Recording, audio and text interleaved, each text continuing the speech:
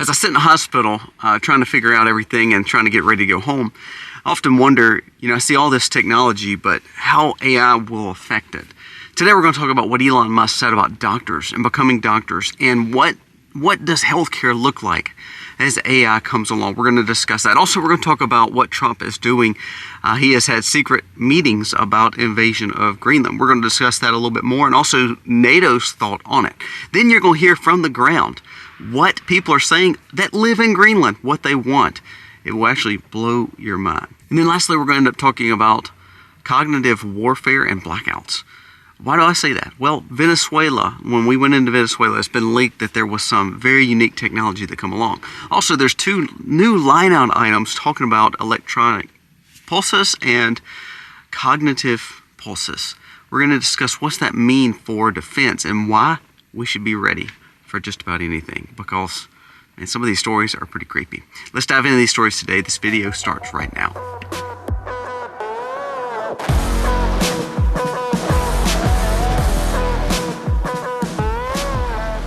Hey guys, welcome to the channel. Thank you so very much for being here. Again, we're in a car, literally sitting in a hospital. We're hoping to go home. If you want to follow Jennings' journey about finding out about type 1 diabetes, and also we're actually exploring some more options on some of the other things that we think it could be and what it cost. So check that out. We'll be filming a lot of that on Life of Colby Mack. There'll be a video coming out tomorrow, and we'll do more of a vlog since and talking about his journey.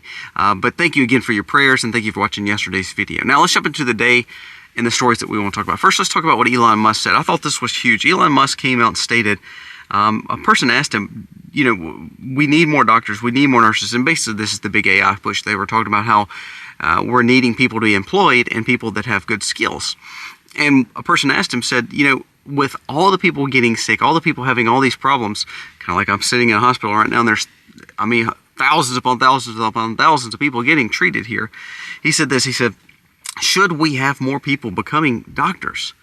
And Elon Musk said, absolutely not. It's pointless.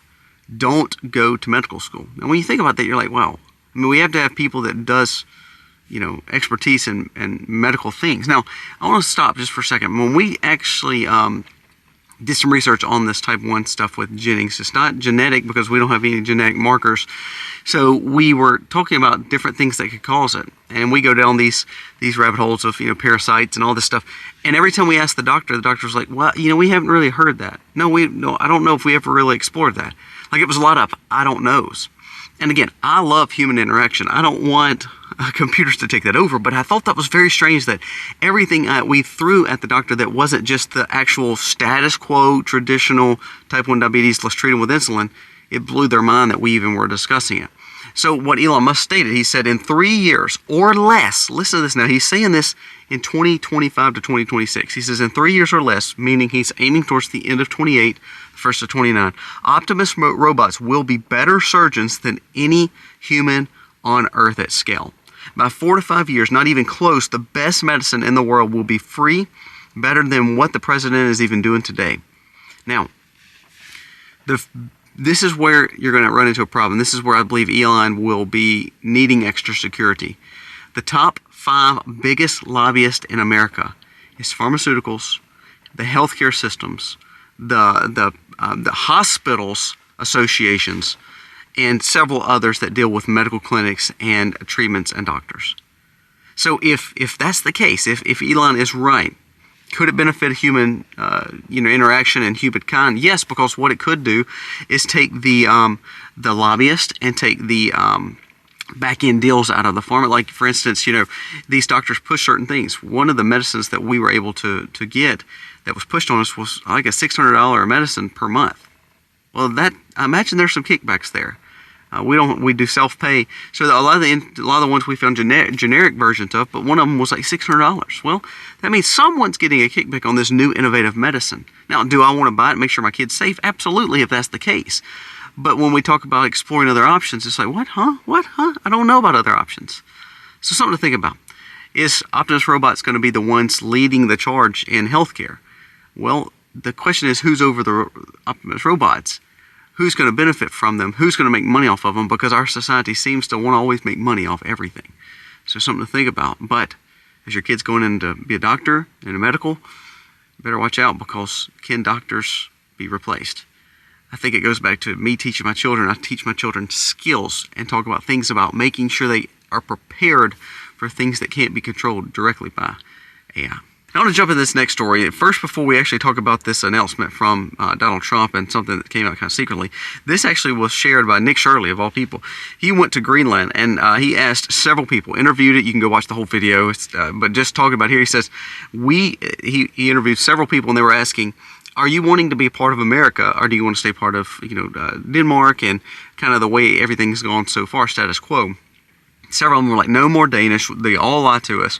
U.S. is the best way. We want U.S. to be over us. We feel safer with bigger militaries, and we know that America could benefit here, and we could benefit from Americans. We're not talking about just invasion and conquering. When you hear that, that's stupid.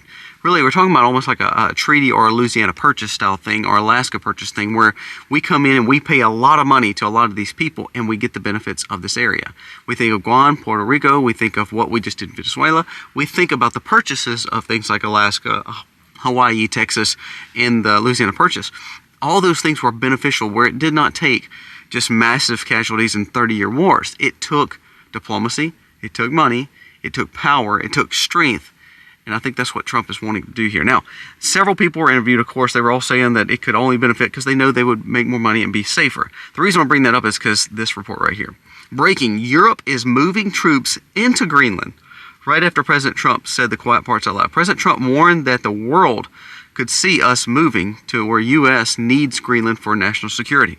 He said that Europe has lost its control of its own borders, and now they want to worry about what we're doing when we have a relationship with Greenland. Very important facts there. You have Greenland that is in negotiations, and even though Denmark's saying what they're saying, Greenland, the people of Greenland are wanting this move to take place. This is the majority of Greenland loves Trump and loves America. We have UK, the EU, so it's UK, Germany, France, and some of the other players there are now wanting to send troops and are moving troops to Greenland in the name of saving their border. Okay, wait. But they're allowing the infiltration of their own border and losing the EU right before their very eyes. So Trump called him out on it. He said, why are they worried about what we're trying to do and trying to build this negotiation in this situation where we need national security while they can't even control their own borders? What he was doing is saying, go back home. Now, there's a meeting that took place that allegedly that Trump was meeting if all this falls through, if we invade, can we just take over this country and make sure everything's taken care of? I think that's a good play, and I think the reason he's having this meeting is not because he believes he's going to have to do that. I believe he's letting it leak, so therefore Greenland and the EU stays the crap out of it. And they say, you know what, let's just take the deal, do the treaty, work with America, and become American sovereignty. And that way, we know we will be protected, and all the people of Greenland are going to get probably filthy rich off of it. So I think this is a good ploy. I think this is a good play by Trump. Even if he doesn't actually plan to invade, he keeps the distraction there to where people may be willing to negotiate more than face the wars. Did you hear what happened in Venezuela? It came out that all this technology that our American troops were using, which is just crazy alpha, but it made it where no one can actually go against it. A force of reckoning that you cannot face. So I think what we're seeing here is when you hear that leak, when you hear the leak that there could be an invasion happening in Greenland, I think what this is going to show EU and Denmark and of course the Greenland people is, let's just work together, make this treaty happen, and let it go like a Louisiana Purchase, like it go Alaska Purchase, where it could benefit not only the people of Greenland, but the people, of course, of America and our safety on the northern side. What Trump is doing is he's securing the northern trade, just like Venezuela securing the southern trade. We are protecting our hemisphere from bigger players, and I think this is huge. This, to me, again, I'm just stating as someone who wants to see America thrive, this is America first moving, because what we're doing is securing our trade, our tariffs, our sovereignty. While doing that, we're getting minerals, gold, crude oil, and all the benefits that these two regions has. This is American exceptionalism and empire building. We may not like it, you may not like it, but this is a whole lot better than neocon moving into Middle East, neocon moving into Ukraine. This is actually protecting America. That means the only worries would be Mexico and Canada. Well, if we build those relationships and those people know how serious we are, then that can actually benefit us too, to where they'll kowtow and quit helping the cartels in Mexico and quit trying to be a globalist in Canada. Last thing I want to talk about, and this is where it gets scary. Now, this is why I tell you, protect your own grid, protect your own self when it comes to preparing. Why? Let's go over two things that just came out in the line out items of national defense. You know, they had a big push for money, and a lot of things like the Doomsday plane was flying. A lot of that, I mean, people don't realize the way it flew in, where it flew in was 51 years to the day, basically, where it just didn't fly in this area. It didn't fly into private airports. It didn't fly like it did. All of a sudden, this stuff is happening, I think, because of some of the severity coming out. Look at the two new line-out items. New grid worries are coming from warfare pushes to where the grid could be more vulnerable than we think. I think that's why Trump is pushing for all this rare earth minerals and pushing for more oil, because I believe he knows the risk of our grid, not only vulnerabilities, but however many people we let in from China, however many people we let in from the Middle East for the last 4 years is going to catch up to us. And there's a line-out item now with defense that deals with our grid. A pretty big deal when we talk about grid collapse. Now, the second point, if you noticed the warfare talk and you heard what the intelligence men said in Venezuela, go back and read that, what he said and how they had no chance to stand against Americans. I want you to listen to this new heading from the National Defense. It says, cognitive electromagnetic warfare is now a line item budget in the military defense. Electromagnetic warfare. Now, that comes down to two things. It says we have to worry about EMPs, we have to worry about the blast, we have to worry about grid collapse. Now, let's go to the second line item. Cognitive electromagnetic warfare. Cognitive. That's thinking, mind, brain. Cognitive. Educational belief in what goes on. So if we see chances where there could be pulses, there could be problems that not only affect our grids, what if it affects us? Did you hear what the Venezuelan intelligence said? Go back and read it again, please. I keep telling you about it. They said they did a shock or sound wave or something of that magnitude that we didn't understand. And it put us lifeless where we started bleeding out our nose.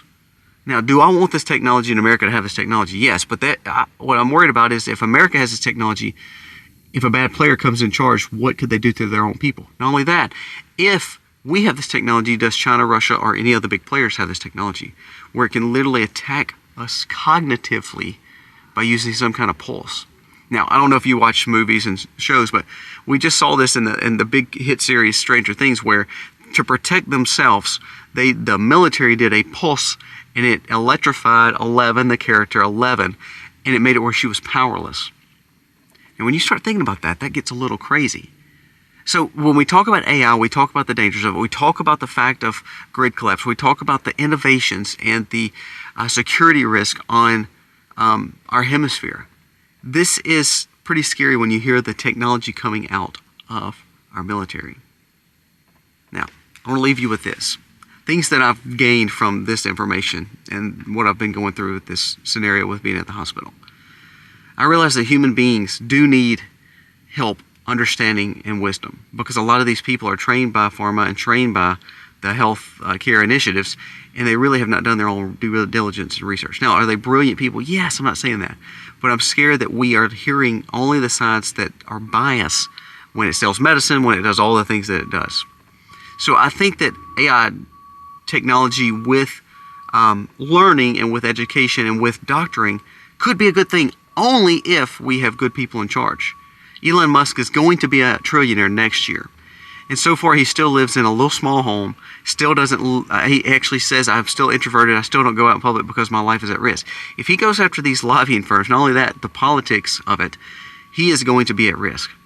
So the question is healthcare going to be free?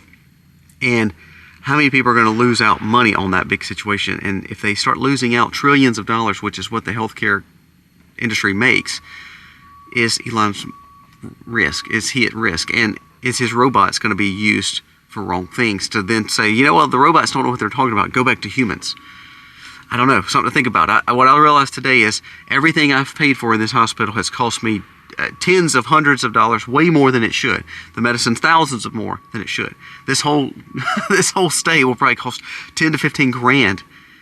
And, you know, I want my kid healthy, and so we're going to do it. But if Elon says he's going to do it for free with some robotics, that is going to harm a lot of people, and I believe that there's going to be a lot of people wanting him gone. That's a big deal. And then when we talk about military, do I believe that we should be looking at American expansion? I do believe that's the only way America can make it because of the debts that we've put on the Congress and Senate that are so worthless. I believe the only way that we're going to make it is by taking over areas that could help build us up. And that comes down to the electromagnetic pulses and the cognitive electromagnetic pulses. When we start getting and talking about this is where it comes down to we have to protect ourselves. And by all means necessary, we can't protect ourselves from cognitive electromagnetic pulses. But what we could do is make sure that we have Faraday cages where things are going in. We can protect our homes. We can shore up our own grids and alternative energy when it comes to grid collapses. Now for the other stuff, this is what I've learned to do. When I don't have the answer, I just learn to pray about it. I learned to seek God. I learned to dig in a little bit more. Like for instance about parasites with diabetes. It's blowing doctors' minds, and I'm just thinking all I'm doing is just looking at research. We should just be willing to look for ourselves and gain wisdom and of course pray over things and realize that God is always in control. No matter how crazy it is to think of sounds hurting us cognitively and making us bleed out of our noses. That's pretty weird. It's pretty dangerous. It's pretty scary. But you know what? God is in control. And that's what I've realized. Guys, thank you for watching. God bless.